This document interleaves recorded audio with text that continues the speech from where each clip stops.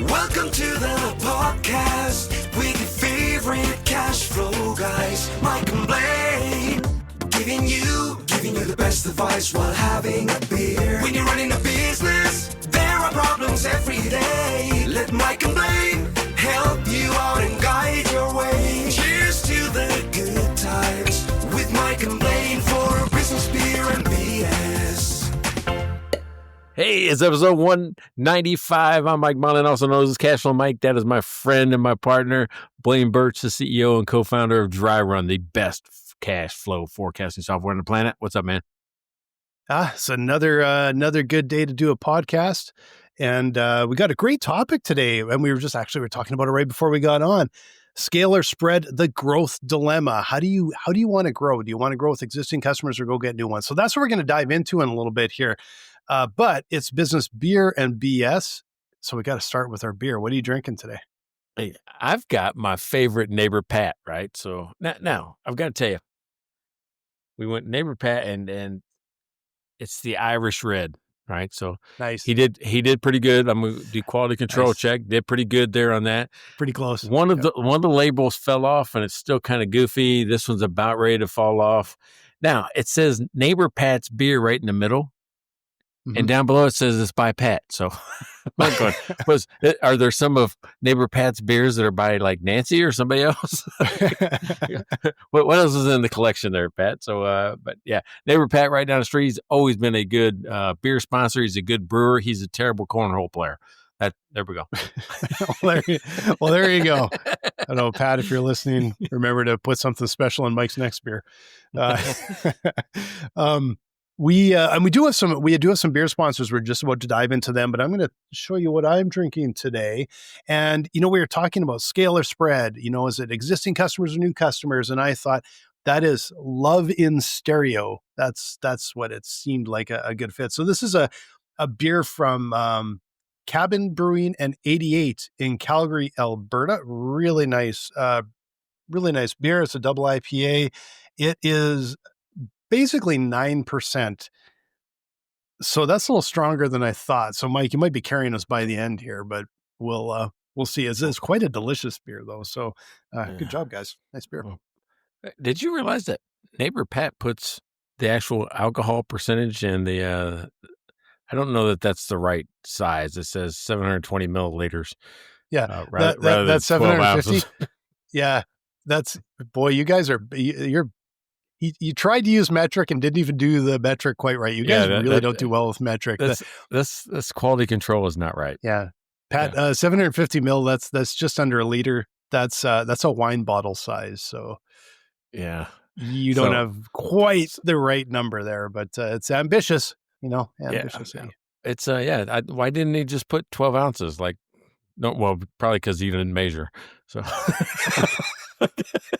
He just eyeballs it. It's almost enough beer. There's almost enough beer in here. Close enough. just fill in the parts in the label.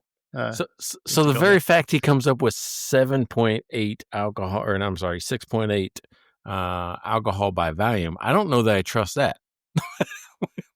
Because that might have just been templated too. Yeah. All right. So anyway, we'll see what happens. Could be 4, could be 12. Who knows?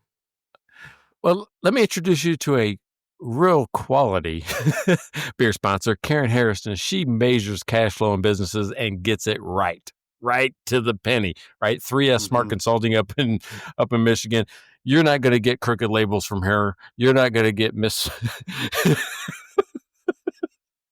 She's gonna give you the straight poop right out of the ClearPath to Cash app right every time. So Karen Harrison up at 3S Smart Consulting. And always got to thank Rachel Barnett. And Rachel is a sponsor all the way through to the end of the year. And if you have a business and you need to know how to use QuickBooks Online, which most of you probably do out there, go check out Rachel Barnett at gentlefrog.com, or even better yet, go to her YouTube channel, YouTube/@gentlefrog. And she's going to have just a ton of videos showing you exactly how to use QBO and make it work for your business. So thanks again, Rachel. Really appreciate it. Yeah, and I just got off the phone with the cash flow cowboy out of Houston, right? The cash flow cowboy. He was asking me this question, right? He's another sponsor all the way through the year. He's the best CPA in Houston. So if you're looking for a CPA that gets cash flow, that also gets numbers right, and saves you money in your taxes, that's the CPA to use. He asked me a question, and he's asked me this like 10 times, and I give him the same answer every time. He goes, "Hey, so once you get this next feature in the app, it's going to be done, right?" And I'm going, "No, dude, it's never done. Never done. Never. It's never done." I said, they're still putting updates into Excel. So Exactly. So software is not done. It's never done. There's always something new or a different way you approach it or a different way you design it. It's never done. Right? That's the problem with software. Always. Yeah, it's a never ending, and unless it's if it's done, it's dead. That's the only time it's ever done. And we got to thank Devin as well. Actually, I'm going to let you tell about Devin, and I'm going to get a little example for Pat. All right, there you go. So, hey, Devin Whip out in Louisiana, right? He is the biggest LSU fan I have ever met. And I tell you what, I have actually got to go to Louisiana, spend time with him at Tiger Stadium. We actually drank some beer together, believe it or not. He even brought me some beer to try while we were there. So this guy knows Louisiana history, bleeds purple and gold, and is a good friend of mine. So I appreciate you, Devin. Thanks for being a sponsor. Okay, so I thought I had another regular size beer bottle over here, but I don't. But this is a 750. So this is like a can. So it is. Yeah. It is. Yeah, it's much bigger than a regular beer bottle. I think a beer bottle is probably like 350 ml. I'm guessing something like that. Never actually bothered to read, but yeah. See, now I'm not the only one bagging on you, saying, Pat. You have crossed over. You had your biggest fan. You had your biggest fan start bagging on you. So. I am not. No, I'm just doing a little education here. I'm no, Pat. It's funny how much more I appreciate you bringing Mike beer than Mike appreciates you bringing him beer. Well, we just criticize it all the time. I mean, he's always got some goofiness to his bottles and stuff. That's all. Oh, Pat, you're a hero in my mind, so I appreciate it. All right. And if you're new to the show and you're like, what is this guy doing? Tearing up his friend like that who brings him stuff. That's my buddy, man. That is the guy that lives 2 doors down, and I can always count on him for anything. That is my friend, right? If you have a friend in life, that's my friend right there.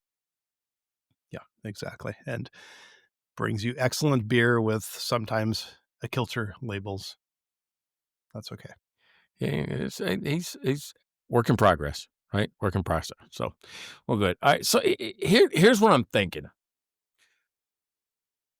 Growth strategies, both of these work, right? Mm-hmm. This is what I want to talk about today is growing your business. And there's a couple different strategies you can have. Some people will say, I just need more customers, right? More customers, pile on, stack them up high, as many as I can get. Yeah. And other people say, I don't need more customers. I just need more value or more money for my current customer base. And the way this came up, right? So, every week there's something that happens in my life. I said, well, I'm going to talk about that this week. Well, I've noticed that, if you probably don't get them like I do, but in your social media feeds, do you see all these coaches popping up? I mean, my algorithm is screwed up with coaches right now. Yeah, no, I know what you're talking about. I don't think I get very many of them. I also don't probably look at it very often, to be completely honest. Well, so I scroll through, and probably because I've clicked on competition, right? What are my people doing, right? Because they compete with me. Mm-hmm. So most of them, I'm going to say 90%. 90% of the people are all lead generation coaches for specific niches, right? Which means they're not, you're not going to go from being a marketing guru to being a finance guru and teach CPAs, but you could teach them how to market their business, right? Mm-hmm. Makes sense. So for some reason, the people in my feed are all these lead generation coaches, teach you a marketing thing. You can get, 7 figures in 90 days or something crazy like that, right? Yeah. So I'm like, man, what if you don't know what you're doing, right? After you give me all these clients, all of a sudden I got $1 million worth of business, and I don't have really an advisory program that knows how to do the cash flow and those type of things. So that's where I started my coaching business. Was I don't necessarily, people have different ways of getting business. Some people can just do it word of mouth. Some people can do advertising. Some people I've been in the same building. People just walk in, right? Mhm. Well, I wanted to focus on the service part of it, right? Not necessarily more people. And here's where it validated what I was doing.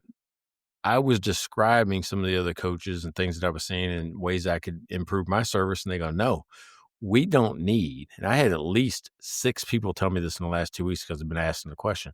I don't need more customers. I don't need more clients. I need to take the clients that I have and get more money from them. Mhm. Right? Yeah. With more service, more value, meaning do more things, give them more value, get more money from them, right? Because I have a good client base. I'm like going, yeah, those are the 2 strategies. New Mhm. people every day, or same people, just more value out of those people. So that's what I wanted to go with. And you had that story, and at first you didn't think there was a connection. I think there's a truly great connection, because you would have been a loss. You would have been a loss of Mhm. revenue, right? Yeah. Somebody exiting out the back, and the only way to replace somebody out the back is in the front, right? Bring in a new Yeah. customer, Yeah. and they changed their mind. So yeah, that's a great story. Tell that. Yeah. So yeah. So I was just telling Mike this before the show started, and I'll try and keep it relatively brief, but the lessons learned in it, I'm going to give a little detail because it does matter. So what happened a couple days ago? I went to get my oil changed, and uh, you know, drove off. We did a bunch of errands, came home, drove into the garage, and I was walking around the back of the car, and I noticed some drops of oil on the floor of the garage, and I'm like, that's not right. Backed the car out to see if I could see, like, is it dripping oil? And I already had like a giant oil spill within seconds. And I'm like, oh my God. So I got the car back in the garage. It hadn't shown an alert yet. So the oil pressure was still high enough, but it was obviously something gone wrong. Fortunately, right by home, not on the freeway, which was where we were. And so I called the dealership up, and so this is the thing. This is where this all happens, of where do you lose a customer? Do you keep a customer? My expectation based on service that you often get today was, I wonder what kind of fight I'm in for. And I'm like, oh my God, what am I going to have to do? And am I going to have to get this towed back? It better not be on my dime. And I'm just already annoyed, to be completely honest. Right. And truthfully, I think there were places that I would take it to and it would not go well. But I left a message for them, and called the next morning, and I said, well, it's Blaine Birch calling. I want to, can I talk to, they already knew who I was. And I got straight through to my rep, and she's like, we got your message. We've been planning. They've only open for 5 minutes, and we've been planning how we're going to make this right. We've already got an emergency tow truck on the way to in the works to get to your house. And long story, but because we couldn't start the car up, we couldn't get it into neutral without lifting it up and doing a manual thing and all this kind of stuff. So what they did is they said, no worries, we're sending a mechanic over. Mechanic came, walked into the garage, and immediately looked and said, oh my gosh, we're sending someone over to clean your floor. That was from the mechanic. And I thought, these guys have a culture of service. And I was really impressed with that. Took a lot of time, went through the car, and it was literally just an O-ring had burst between the fuel filter and the, and then there was pressure there, and it just happened to burst at the wrong time, or probably the right time, because I was getting basically home. And then what they did was they took my car, they got oil into it, they basically repaired it, and then they said, we're taking it back to the shop. We're going to keep it tomorrow. We're going to test it. We're going to shampoo the living hell out of it because there's oil everywhere. We're also cleaning the inside and the outside of your car. And the car I drove over in is your loaner for the night, for a couple nights, whatever it is. And so I went from being really frustrated, and they did make a mistake. Someone made a mistake because he said the O-ring got pinched, and they didn't pick that up. I'm guessing from their culture, seeing this, that there's likely some training going on with that. But they not only totally redeemed themselves, what it did is it made me realize I'm going there to get my oil changed because of the way they handled a problem. And because I know I could save $20 or $50 going somewhere else. And I would have a fight on my hands if someone made a mistake. And so they literally have made a customer out of me by kind of a big screw up. Yeah, because you were on the verge of maybe making a change, right? You were like, just that was a decision point, and they caught you just at the right moment. That's exactly it. That I was literally at the end of I had one of these, I don't know, warranty things, or it was my last free oil change basically that I got. And then it's like, well, now it's on my dime after this. And I'm like, oh, it's probably the last time I'll get it done here. I'll just find a place closer to home. That's what I'm kind of thinking. Not anymore, because now I realize what can go wrong, but most importantly, how they handled it. And really, really, and they still got my car tonight because they said they want to check it over. They're running tests. Are like, we're making sure this is bang on before we bring it back to you. So I don't usually plug places, but this service was, I think, pretty exceptional, and it's made a believer out of me. Even though there was a mistake made, that can happen. Everyone makes mistakes, but it's how you handle it. And this is a Bavaria BMW in Edmonton, and I was beyond impressed with how they handled it. And when I bought my first car there, they were a family-owned business, and now it's actually owned by the family sold. It's owned by a different group. I didn't know what they were like. I was worried. I'll be completely honest. I was worried, and they've done a really good job. So as long as they follow through with everything tomorrow, we'll be good to go. But they literally, like you said, they made me a customer. They literally kept me a customer through a mistake, and it shows how valuable customer service is when so few companies are doing it. So few companies actually want to serve their customers anymore. Yeah, so I mean, it's interesting. There must be something going through the dealership, ecosystem, industry or something like that. Because I've got a Ford, right? It's a Ford Expedition. It's 4 years old now, right? I bought it in 21, Mhm. and I've never been really happy with the service department there, and I've got, I got the free oil changes and stuff like that, and just never been happy with it because the oil changes, you go in there, you can't make an appointment. It's just first come, first serve. And then everything else, I wanted to get 2 or 3 other things done at one point in time early on. And I had to make 2 or 3 other appointments for different departments at this huge, it's Northside Ford. And it was a pain in the ass. And I'm like I'm going to start going other places. I can't do this anymore. Mhm. Just because it's so hard. And I tried to use the app, right? And I'm not bagging on them. This is actually a feel good story, right? Yeah. They have an app, and I'd make an app appointment, and they'd say, "Well, we don't have you," or this, that, or the other. And the advisors actually told me, "No, don't use the app. Just call because the app sucks." This was like 2-3 years ago.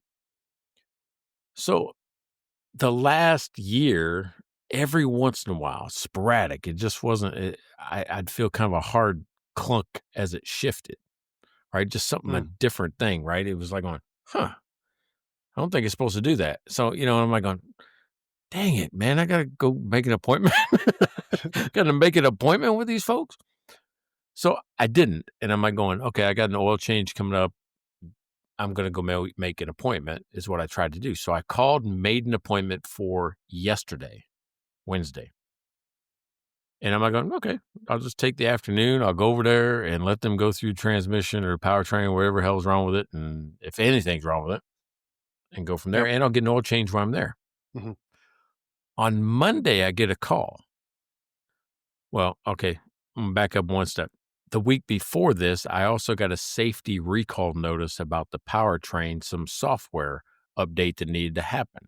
So I'm like, oh, well, maybe it's connected to this thing that's happening with the shifting. Yeah. So on Monday, I get a call from the service advisor saying, hey, we know she got an appointment for Wednesday. Would you be open to us just coming to your house? And we now have a mobile service. We got this truck, whatever, we can come over and take care of this recall, because that's what I had to make the appointment for, because the oil change is just whatever. I said, no. I said, I have to get an oil change, right? So, I mean, I don't need you to come out here, and I still have to drive in there anyway. Let's just keep the appointment, and when you're done, I'll just pull it in and get oil change. They go, oh, we can do that for you too, right in your driveway. Wow. I'm going, what? So they come over, right? Yesterday, take it down to the cul-de-sac because they changed oil or whatever. They take it far away from the house or whatever, and they change oil, rotate the tires in the cul-de-sac, change all the fluids, and then they bring it back to me, and the software is all updated as well. Yeah. And they said, we recommend you get this air cabin or cabin filter and air filter done as well. I said, well, I got that maintenance plan. Just do it. Oh, well, it wasn't on our sheet. So I said, okay, well, tell me what I got to do to get this back on the schedule, and you guys can drop out. To go, yeah, we're out in your neighborhood all the time. Dude, next day, the service advisor calls me and says, hey, they came back and says we didn't get the air filters and all that. We'll do it tomorrow. We're going to be out in the area again. They stopped by this morning at 8 o'clock in the morning just to replace 2 air filters. Then they say, hey, by the way, while we're there, we're just going to do your windshield wipers too. Oh, wow. And did that as well, right? They came in, and you know what it cost me? $0, because it was included in this maintenance, thing that I had. So think about that. Meaning I was also going to give up on them. But here's what I think is happening with car dealerships, that there is too much competition in that world. I can go to Walmart. I can go to Jiffy Lube. I can go to, Quick Stop, or all these different oil change places and do a lot of this stuff probably cheaper. But if you're going to come to my house,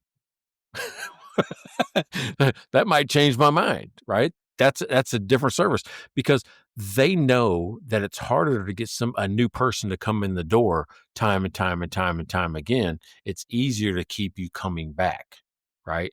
As their way to not grow, plus, because they're going to grow because I'm talking about it. People say, oh, you mean Northside does that? Well, and I actually think that I suspect, because I don't know if I'm accurate or not, but from things I've read, that the margins are actually really tight on cars, and the margins, like the profit margin for a dealership, is actually quite thin, and so they need you to come back for service. And so I think it's actually, I'll add a couple other things in, because it shows the lengths that they go to, right? And so like when all of this happened, about midday, I got a call from somebody else. It was a 1-800 number, which never gets through my phone, but I had turned off my call blocking because I'm like, someone's going to call me, right? So I answered the call. It was BMW Canada. They were checking on how everything was going. Like, this is likely Ontario or something. They were literally, so somehow in their system, it got all the way up, and they're that concerned about service.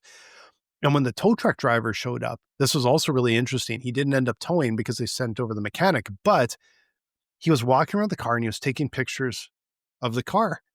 And I was kind of like a little weirded out, to be honest, because I'm like, what exactly is he doing? Like, trying to prove that he didn't damage the car. Like, I was kind of, so he kind of walked around. I said, so, should I be taking pictures of my car? Like, what's going on here? And he goes, oh, no. He says, look, it's all in the app. And he shows me, it's an app from BMW. And he goes, we have to document everything. We have to take pictures all the way around the car. We have to document every single thing we've done. And here's the work order that they sent to us. And it was all of this information all the way down. So the problem was, they thought we could put the car into neutral, but we can't, because we can't start the car. Which is weird. That's a totally different topic. But it was really interesting, because that was the other side of it, is BMW Canada even recognizes how important that is, and how do they keep control of that? And then how does BMW actually keep in control or maintain quality assurance of subcontractors as well? It was really interesting to see how they make sure we can't have gaps in the funnel. We can't have gaps in the process. Yeah. Yeah. It's so interesting. I mean, let's think about like if you franchised your business, right? If you franchised your business, then you've got some obligations to the franchisees, the people that paid you and do pay you, right? Hmm. And Yeah. that's kind of what dealerships are. They're like franchises. So Yeah. Yeah. because the dealership gets the benefit of all the national and worldwide campaigns for marketing and all this type of stuff. But what the dealer provides is a reflection of the corporate entity, right? Hmm. I, I, Yeah. I don't, I Yeah. don't think that Mr. What's the guy's name? Something of BMW of Edmonton. What's the dealership name again? Oh, it's a Bavaria BMW. Yeah. Okay, so Bavaria, right? So I don't think that the person that owns Bavaria BMW, I'm not blaming him. I'm saying BMW sucks. Their service or whatever. I mean, if something bad Yeah. happens, that's If what you something say, bad right? happens. Yeah, Yeah. yeah. Like, wow, because you get peanut butter to Yeah. cross. Yeah. No, a little bit, but uh, I have heard a comment about, because I was actually talking with a friend of mine, and here's where I won't mention him but I was talking with a friend of mine. I kind of just yesterday afternoon we were having a beer, and I kind of told him this, and he just kind of threw out the name of a dealership. He goes, "I wouldn't get that at such and such," and I won't say who it is but he goes, "They basically telling me to F off." That was his perception. Maybe not. Maybe that's not how it would work because, like you said, it looks like there's a difference where dealerships understand we need repeat customers. We need them to buy cars from us, but mostly we need them to buy cars so that they keep getting services done. And then they buy packages and buy extended warranties and buy all of these other things and even finance their cars because I don't think it's as much the dollar you get out of selling the actual vehicle anymore. I think it comes down to the financing, the packages, the warranties, the services. All of that is where they make their money. Well, I'm just saying that both the franchisee and the franchisor are handcuffed, right? Mhm. What each one of them do can hurt or help the other one, Absolutely. Yeah, right? So, absolutely. hey, that reminds me of like Quiznos. You've seen Quiznos? Yeah, I haven't been there It in was like years, but yeah, oh yeah. yeah, well, it's harder to go to because I think they went from like 7 or 10,000 stores to 200 for I was this gonna very say, reason, don't think huh? there are any around anymore. I was Dude, curious if they're even I used around. to Yeah. love Quiznos, right? But yeah, when you're a franchisee like that, you're expecting the name to draw people in. I shouldn't have to do a Yep. lot on my own, right? Oh, I'm going to McDonald's, I'm going to Hardee's, I'm going to Quiznos, I'm going to, wherever it is. Yep. Well, here's what Quiznos did. They would do these huge marketing campaigns, right? And that's part of your franchise fee or whatever it is, 4%, 5% per month, whatever you pay the corporate for them to do that. Yep. Then they would do these national discounts, right? So think about that. This is where Quiznos made their big mistake, and where I hope if the dealerships get into this, they don't hurt the franchisee, the dealer. Yep. Because here's how Quiznos corporate hurt the franchisee. Quiznos would send out the national campaign. You'd see the ads, you'd see it on TV, hear it on the radio, or go to Quiznos, 50% off, buy one get one sandwich, all this type of stuff. Yep. But they didn't reduce the price or incentivize the franchisee, which means they were still paying full freight for the bread, for the meats and all that type of stuff. So National was cutting the price. Unbelievable. Yeah. And making the franchisee still pay full freight for all the material, right? So like, wait a second, now, you just cut my margins by 50% with this buy one, get one that I have to honor for the next, whatever it is, 30 days, 60 days. And you just cut all of my cash in half. Unbelievable. There They're was losing money lawsuits. on that. Yeah, there Yeah. was lawsuits. There was all kinds of stuff. People started leaving, suing the company. I mean, and that's why you don't see a lot of Quiznos anymore, which is too bad because their stuff was delicious, absolutely delicious. So my hope is if dealers, now they got these apps, take the picture, go through these steps. Now I'm checking in on you. If they're doing that, you also got to incentivize me to also, Yeah. not lose money in this transaction for you because I'm paying you a percentage of this. Yeah. Well, and truthfully, like for them, it's like what they're doing is supporting and making sure that you're doing the right thing so that you get more work. Like, like that. So Yeah. in that side, it actually like it makes a lot of sense. And, but like Quiznos could have probably benefited from cash flow and like, because they wouldn't have made that kind of mistake then. Well, yeah. I mean, you can't hurt the people that are out there selling, like going, "Hey, listen, you're going to do twice the work for for half the money." Uh, No, exactly. Nobody can survive like that, right? I mean, and yeah, you're right. So if Quiznos would have called me at cashonmike.com, right? If they would have called me, we could have actually set a plan in place that actually would have put cash in the franchisee's pocket. So if you're a franchise out there, I don't care which one, it doesn't have to be Quiznos. I've talked to several franchises lately. I've got a plan and a program that can help your franchise put more money back into your franchisee's pocket, right? Let's work together. I've got a program, a plan, some software. We can get them on a program that actually finds hidden cash in their current operation. Because if you got 1,000 of them, there's 1,000 people doing it a little bit differently. I know you say, well, we got a planogram. We got all these things they have to do. All right. Let's make sure it works across, because what happens in New York City doesn't necessarily work in Cedar Rapids. Right? So we got to make sure, that everything we're doing works for every single individual franchisees out there. And I can help you. Just go to cashflowmike.com, reach out to me directly right through the website, and I can help. Perfect. Yeah, that was a good setup. That was a good setup. Sometimes you fumble the setup. Sometimes you fumble it, and you didn't that time. You always say that, but I actually think that might have just set the bar for 2025 for the best segue. And you just think I'm sitting here sticking to my knitting when I actually did probably the best segue of the year. So I'm quite proud of that one. I was watching for the opportunity on this one. You're right. And you thought I was going to miss it. You probably thought I was, because I wanted to finish the thought and then go to it. Yeah. I was a little worried. So, but you did good. You did really good. That probably does set the bar. Yeah. Because that was so timely and it just fit right in there. Now, what Pat was talking about last week, the I got two for two. Remember his comment? No. Okay, so he made a comment, right? And by the way, if you make a comment, you text, you whatever, you're in our 2 Hundo Super PAC. Well, Pat commented during the show. It came across as one of the chat during the show. 2 for 2 at the end. We saw it right at the end. Oh, yeah. Well, I didn't catch what it was, what that meant. Yeah. I had to ask him. I said, what are you talking about? He goes, Mike, you got 2 of the secret words. You got 2 for 2. Because you just got 1 today, but I got 2 for 2 last week. Okay, well, we'll wait and see what happens there. But yeah, well, I think I still had a pretty good run today, so I'm pretty proud of my little segue there. Hey, you're on fire today. I'll give you that one. You're on fire. So, all right. So back to the topic, right? The topic is, do I need more customers, or do I need to get more money from my current customers? And I don't mean this. Here's where I think some people try to do. They try to sneak in price increases, and they go, if I just increase prices, I can grow and hope they don't notice. Or, I'm like, it's not always a good. I mean, if you're providing more value, yeah, you need to increase your price. Cashflow Cowboy told me today, he goes, what I'm going to tell you next, because of all this stuff you just put in the app, this spring, you know what you got to do. And he always tells me to raise my price. He thinks I'm too cheap. I'm going, well, as soon as I got a line out the door, I know. So I don't have a line out the door of people signing up for this thing. But, there'd be a point in time where I know that I got to raise my price. So, yeah, you got to be really careful with that. Like the best way to make people shop around and lose a customer sometimes is the price increase. Because I've done that a ton. It's like you realize, like, how come my insurance keeps going up, or how come my heating bill keeps going up?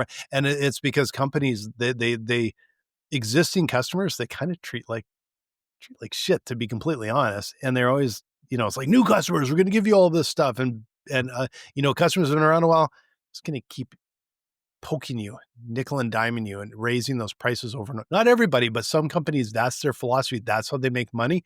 And I think it is the opposite of breeding loyalty. You just get to the point where I don't care. I'll go with whoever's cheapest, and I really don't care about these companies, right?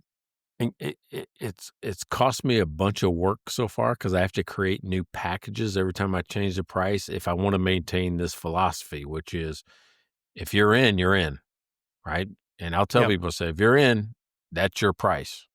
Yep.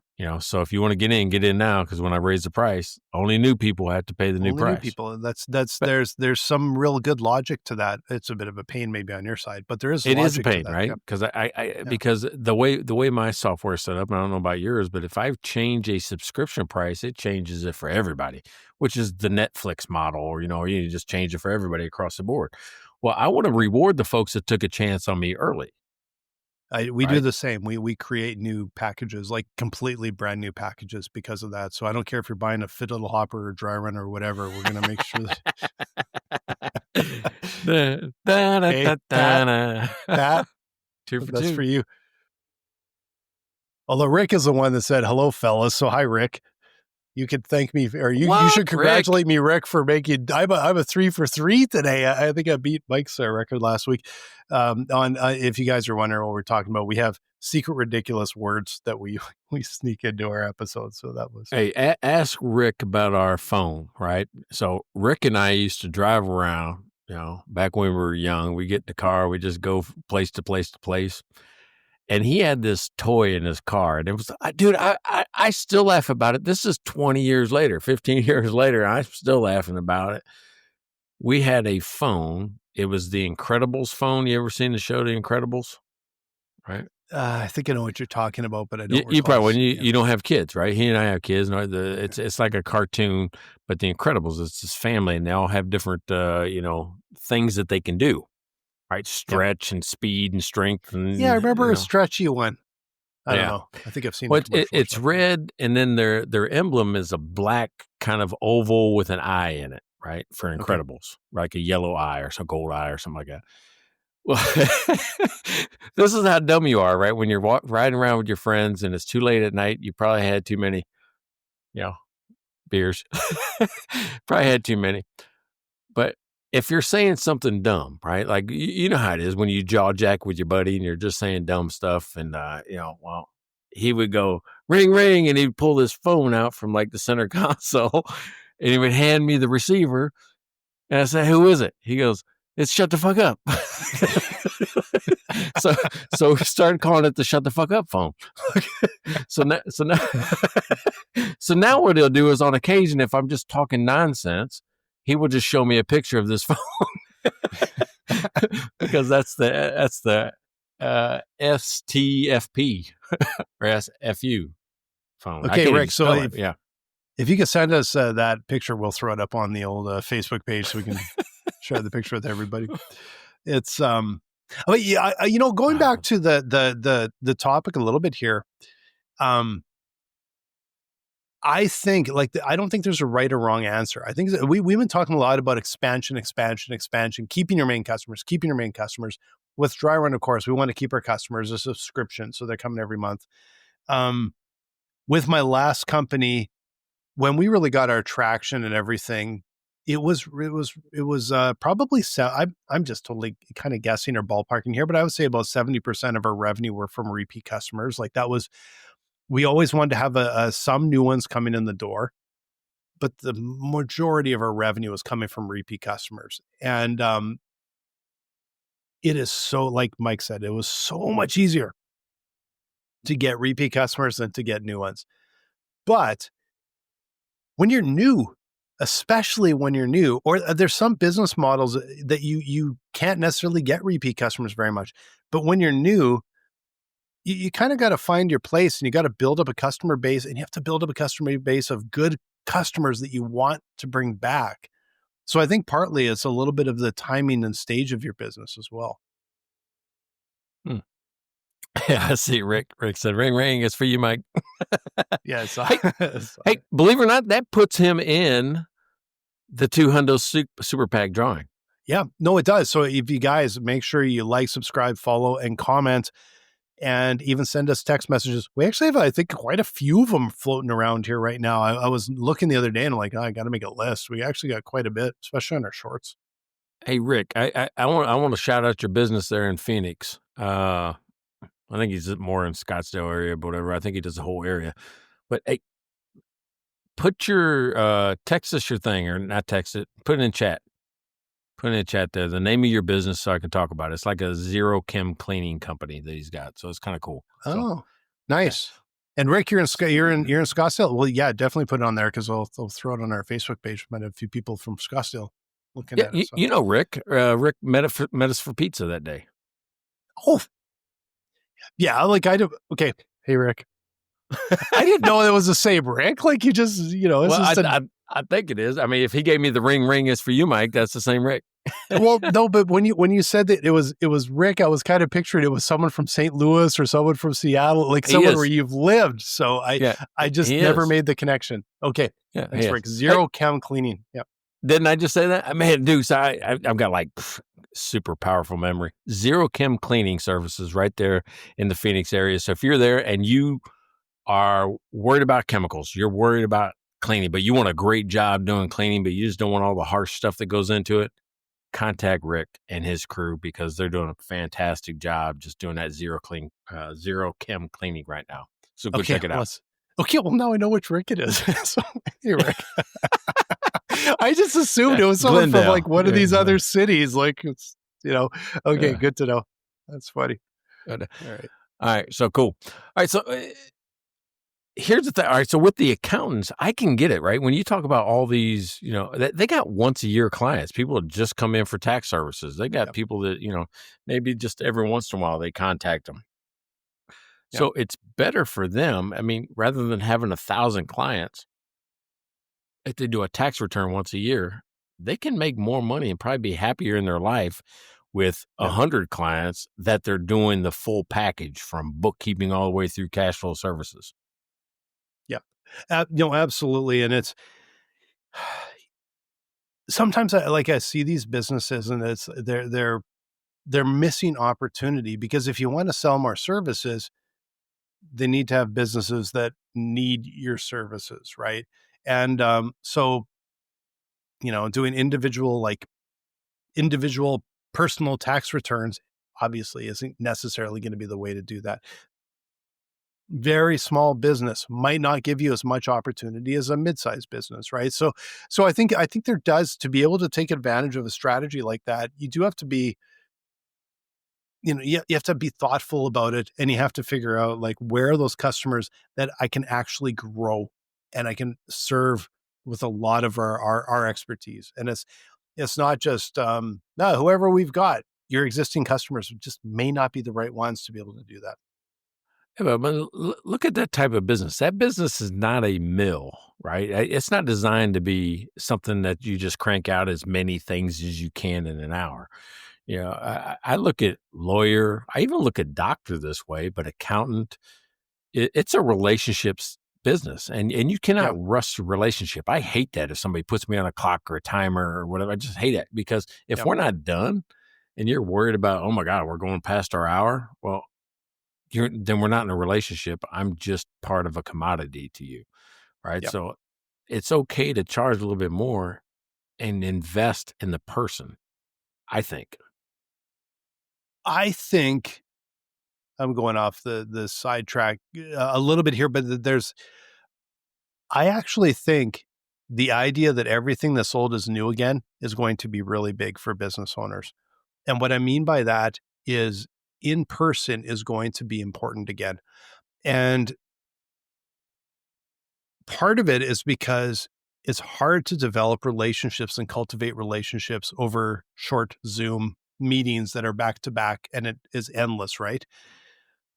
But I'm also starting to think that all of this AI driven video and all, like simulate all this stuff, like all of the advertising, marketing, it's going to get harder and harder to trust what you're seeing. And I think the trust will erode with what people see. So even if we're doing a video here, are they going to be saying, is that AI or is it actual people? No, I don't think AI would do this or that necessarily. Hey, can you make a bald guy with anyway? But I do think that it will start to build barriers and walls with people of what they see online. And I actually think that in person is going to start getting more and more important again, because that's what creates trust.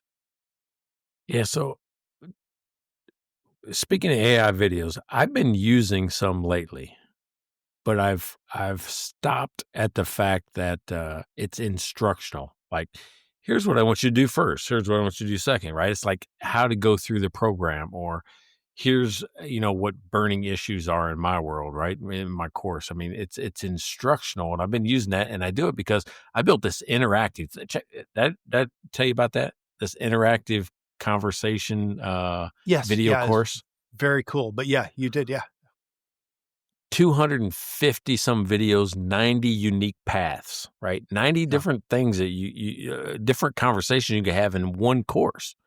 Yeah. And I did it in a week using AI, right? I built Yep. this whole thing in, 250 videos in a week, and I couldn't have done that. I don't think I could have No. done what I did, There's just no by way. recording it. Yeah. There's no way. But that's instructional video, something that's going to live, there that you can do it. And I can tell the difference. I mean, I've cloned my voice. I've done those type of things, but it makes some weird, like, This eyeball floating over here. it does some weird stuff every once in a while. I'm like, going, what do I did that? So I can tell the difference. But when it comes to my other stuff, if we're coaching, if I'm strategizing with you, it's live. It can only be live because you probably see me wear a shirt. I think I've worn on this before. It says AI does not equal me. It doesn't have my instincts. It doesn't have my timing, my sense of humor. It doesn't understand the world like I do. And it can only do what I tell it to. Right. So you gotta think about it that way. If you're going to be invested in a person, then it has to be you. It can't be AI. No, there's it can be used as a tool. Like I probably have stickers and buttons here that says robots can't. We've had them for years. Boy, it's so powerful in its place. But I do think that person to person is going to get more and more important. And I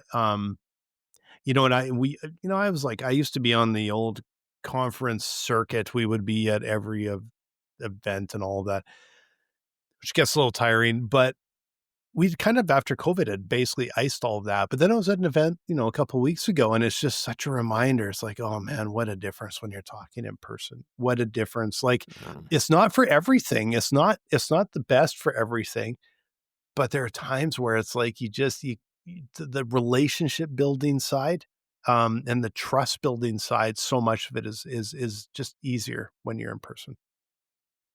One thing I've never been a part of from a growth strategy I've been a part of it, but not to the extent that it's worked for other people, is this low cost, need as many people as I can, like $4.99 a user or $4.99, whatever that is, where you have to get hundreds, thousands, million people to make any money at it. Right.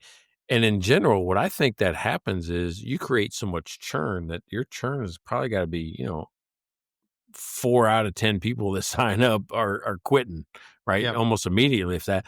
And you create support tickets like crazy. I can't imagine being able to support, we'll say, software as $5 a month per user, and then I got to, deal with support tickets on top of it.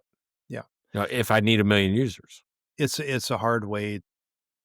It's a hard way to live. Like we've talked even internally about, like, when we first launched Dry Run, we were going after small business owners of small business and startups and all of that. And we just got to the point where it's like, it's Death Valley.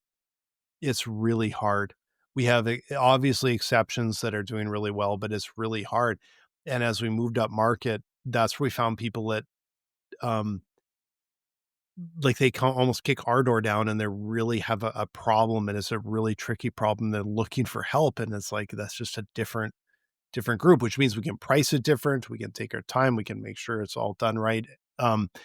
It's just a different world, but it's no one size fits all. And so that's the thing, is like, if we're saying repeat customers tend to be the easiest to get, but it's not universal. It just isn't universal. There are places where I'm sure it's like you have to focus on new customers all of the time, because that's going to be your bread and butter. Those are, and you have to figure out what works best for your business and how you unlock that, because just following, what we do or what Mike does may not be the fit for you, right? No, and I think I'm better at relationship businesses. Yeah. If I look back over, I mean, what I'm doing now is a relationship. I mean, because probably people, if you come to one of my coaching sessions, I try to contact with everybody that's on there, right? Like a Zoom call. I'm at least saying your name, acknowledging you.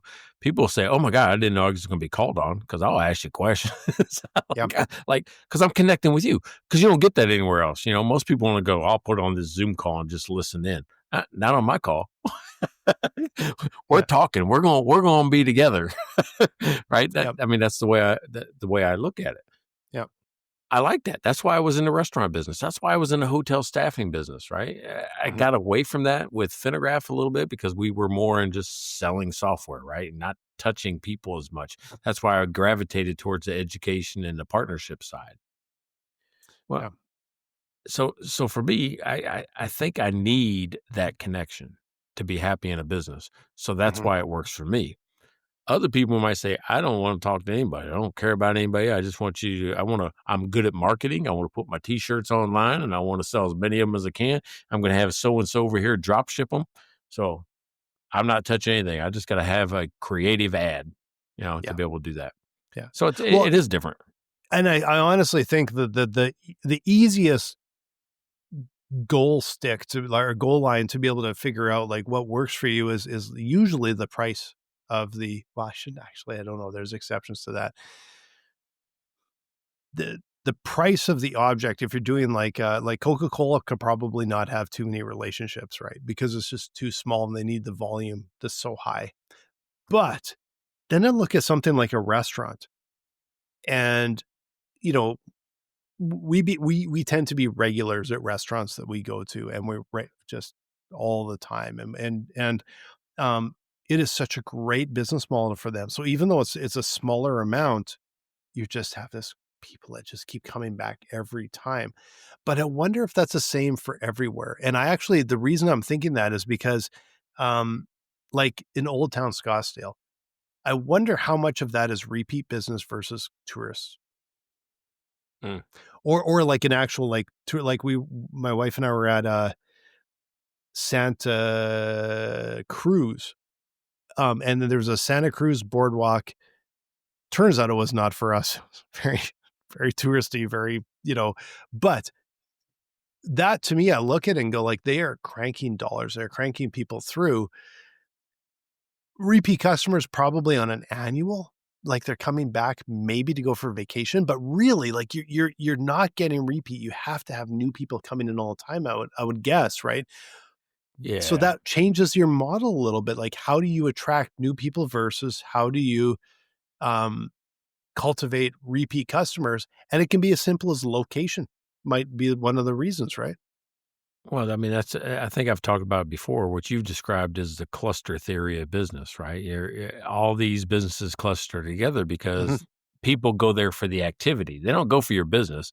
They go for the activity. I want to be on the cruise or the Santa Cruz Boardwalk, or I want to be at the Power and Light District in Kansas City. I want to be in the Riverwalk in San Antonio. I only then have to compete Yeah. for somebody's attention that's already there. I don't have to get you to come there. I just got to get your attention while you're Yeah. there. Yeah.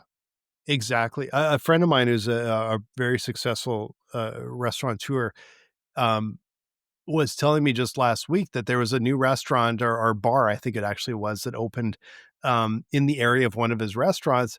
And he reached out to the new owners and he's like, "This is awesome. Welcome to the area." And it was, I think they were surprised that he had reached out, but he's like, "No, this is awesome. It draws people into the area. It's like we're a little fraternity now."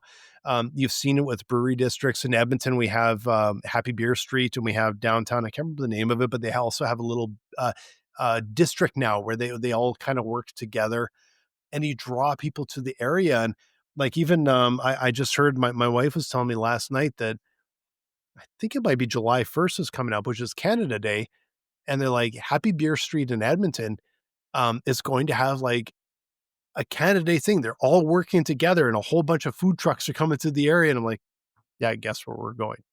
Because you're not just going to this one destination, you're going to this a thing, a bigger thing. There's stuff going on, right? And they can help each other a lot. Yeah. So I'd love to come to Edmonton. I've got two big blockers, right? Things that won't get me up there. One is Courtney. I got to talk her into actually going up to Canada again based on her past experience. And then two is, man, I don't know if you lose a Stanley Cup, I don't know if I can go up there or not. But I like to hang out with winners. Don't even bring that up. I admitted this to Mike before the show that the last game I actually left partway through the game. I couldn't watch it. I was getting, my wife said it's not healthy for you. So I was getting a little stressed by the game. So we'll see what happens there. Yeah. But I'm gonna say, like, the last, a little BS here, the last time that Happy Beer Street had some kind of event, I don't even know what it was for, but we went down there and they had a guy making chicken wings. Not part of the brewery. It was like one of these, again, a third party, a little independent food truck type thing that was making chicken wings. And they had a grill that must have been at least 8 feet long and about 3 feet wide. And it was just covered with, maybe not quite that big, but it was huge, covered with chicken wings. They must have, like, the amount of chicken wings they went through that night was epic. But we ordered some chicken wings, and I think I got about 30 pounds of chicken wings. I couldn't believe it. I'm like, what are we going to do with all of these? They're just like piling them in. I could barely carry it across the street to the brewery, but they were delicious. So I'm quite excited for July 1st. I think we're going to do that. And by July 1st, we will know if we're Stanley Cup champions or if the entire city will be just depressed for the next year, maybe ever. Hey, so we're coming up at the end, and look, our chat just went live, like just crazy. We got Parth saying, "Hey, bro," got Rick still wanting to talk about repeat customers, and we moved on to hockey. Rick, I mean, we're already past that. Yeah, we're already Rick, done. if you've listened before, we are pretty loose with the topic, and we sort of you actually you were talking about the king of repeat customers, owner of ClickFunnels. Yeah, that is a business that, and it's one of the superstar businesses. Like, it's one of the ones that's done really well. So really well known. And Parth, thanks for saying hi. I hope you're enjoying the show. Oh, can you tell me what this is about? It's Biz Beer and BS. So we talk about business, and early on in the show, we talk about beer. Late in the show, we're just drinking beer, and there's a little bit of BS mixed in. So we like to talk about the usual business challenges. Yeah, Parth jumped in right at the BS stuff. But here's the cool thing, Parth. You can go check out. We got 194 episodes before this one. 194 episodes. You can like, you can subscribe, you can comment. You're part of the 200 Super Pack right now.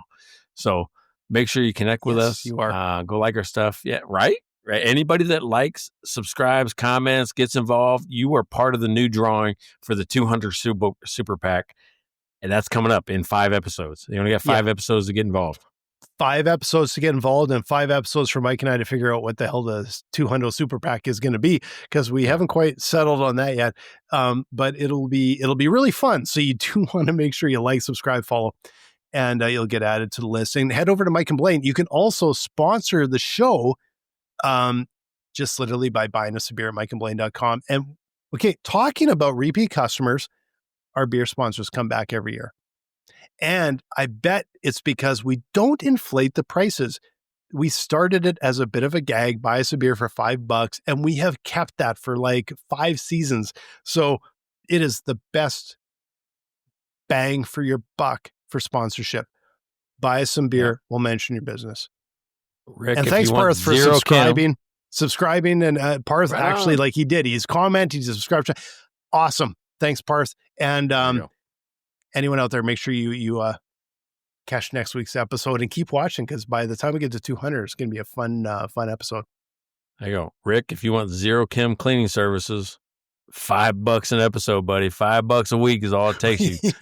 Right? Yeah, Rick, man, you should be like $5, man. Like, and also consider the fact that I'm on, like, this goes on my LinkedIn channel and Facebook channel, and we spent half our year in Scottsdale. So just mention that.